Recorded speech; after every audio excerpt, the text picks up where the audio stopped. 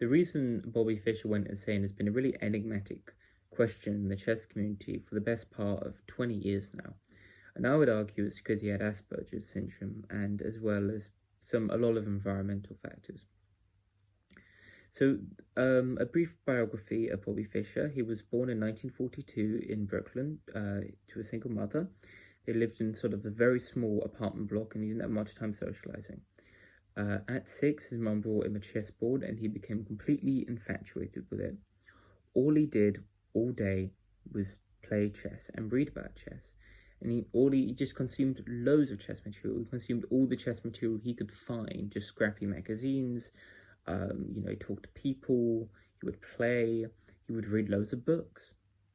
There's a great photograph actually of him reading a chess book in a bath, which just shows how committed he was to playing chess, how much he loved it. They bought a stand for him. So he took it so seriously even that he learned other languages. So I think he learned German, I think is one language he learned. I think he may have also learned Hungarian, just so we could learn about chess, just so we could really understand how to play the game better, and because he found it very interesting. Now these, I would say, are very typical of Asperger's. So it's very common for people with Asperger's to become completely infatuated with things, do nothing all day but talk about them and think about them, and, bore their friends with it, talking about it.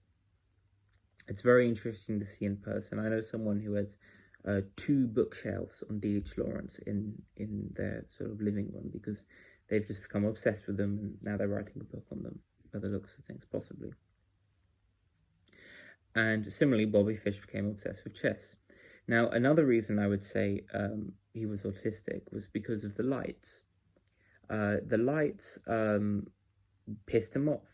Lights, not just lights, but also the squares on the board and anything that was unfamiliar.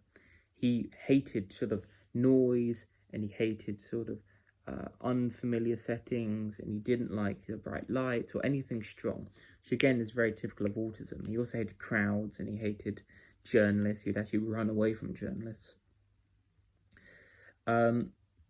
So yeah, this was sort of how he was, and he continued with this trajectory of constant just studying and studying and studying and working, and eventually at the age of 29 he won the World Chess Championship and he gave it all up. He didn't play any more chess. He decided not on a whim, but he had enough of the crowd, he had enough of the fame, he had enough of chess, and he decided to become a Christian fundamentalist at first. Well, he already was one, but he lived on this strange, sorry, I'm just cracking my fingers, lived on this strange cult, this sort of strange commune, and he lived there, and then he, of course, when push came to shove and he found out they were fake and he realized it and they pissed him off and one of their end of the world predictions didn't come true, he released a pamphlet, denounced them, and just went wandering. He, at this point, was very lost, and he didn't have very good social skills, so he couldn't really build a support group. Now, what I mean by that is he had very poor social skills. I don't mean just like poor, like, like the guy with the worst social skills in your life probably would be Bobby Fischer if you met him. He would sit in chess, just staring at his feet, sort of ground, his lap, at the chessboard at chess clubs. You'd have to tap him to talk to him and play a game. He was very direct, would only talk about chess and nothing else. Of course, this did actually get better. I'm maybe exaggerating a bit. It did get better as it got older. But still in interviews, he's very awkward and a bit stubborn. And he would go on these long rants about things, which we'll get into later. But yeah, after this, again, very lonely, and he started really getting into, like, Elders of Zion, for example, was one of his favorite books. And he read, and then, again, that sort of deep infatuation and focus kicked in again, and he became completely involved in Elders of Zion. And he, well, not just Elders of Zion, Mein Kampf, and many, many other sort of anti-Semitic books. Of course, this alienated people, just like chess did, but this alienated people more, because now he wasn't talking about, chess and, a relatively, an innocent, just little game. Not little, it's a great game. he was now talking about, the Jews and how they control things, and he eventually started unfriending Jews. He wouldn't talk to friends who were Jewish anymore, which wouldn't talk. And this isolated him even more and more, and people didn't want to talk to him. People didn't want to have him around at dinner. People, weren't really interested. They found him interesting, but his friends didn't want to talk to him. And finally, he got himself into some trouble. He went to the World Chess. He wanted to sort of have a rematch with Spassky. So they arranged a rematch in Yugoslavia, which was under sanctions by the US because of war crimes, or possible war crimes, at that point. He wasn't allowed to play, and they gave him an ultimatum, and he spat on it, on tape. I'll link it in the description. Spat on it on tape and said, "This is my reply," and he played it anyway. And again, he had another typical autistic trait, which is complete stubbornness. And my way is the only way. And, didn't like surprises either. I'll link a video, which is another autistic trait.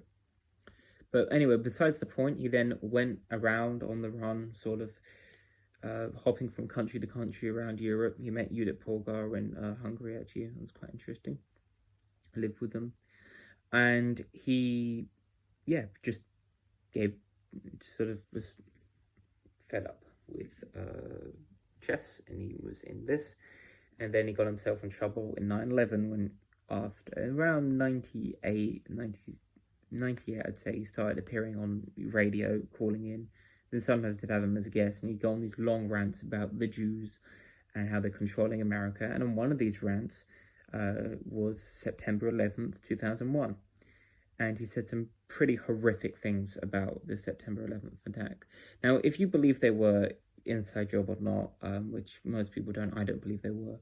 But I think even people like that, again, not to ostracize you guys, if any of you are watching, but even they believe it was tragedy. He was celebrating, he was happy, he sounded happy, he was really in a good mood, he was jovial.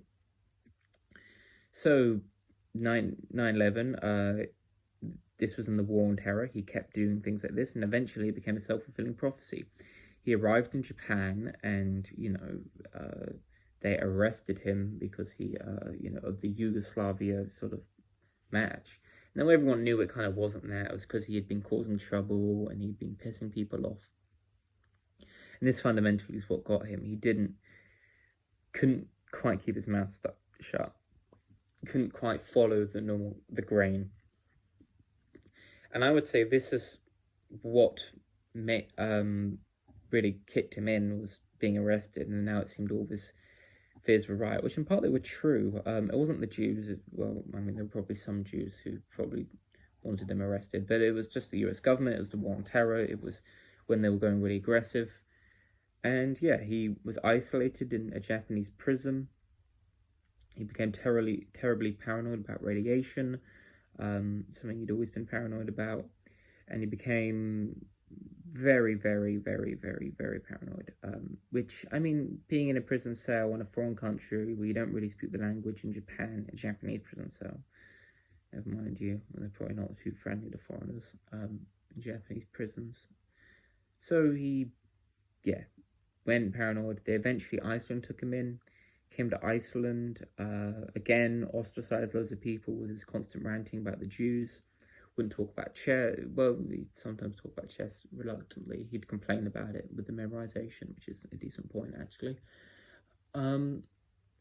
He eventually died in Iceland. And I would say that all those traits of his constant ranting, his non-stop talking about the Jews, I think those are signs of Asperger's.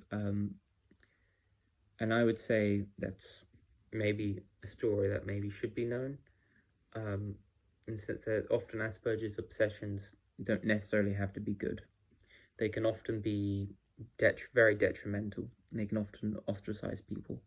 And I think that's just what I wanted to say with this video. So you had it, and if you've got Asperger's, you know someone with it, or if you've got it yourself, just try to be careful. Asperger's and politics and loneliness. Asperger's, politics, and loneliness are never a good mix. can grind people down a lot. And, you know, so if you see someone who's going politically crazy, you know, to the right or to the left, you know, take care of them. Don't, you know, especially if you love them. But yeah, that's the video. Thank you all for watching. This is my first video, so I hope you enjoyed it.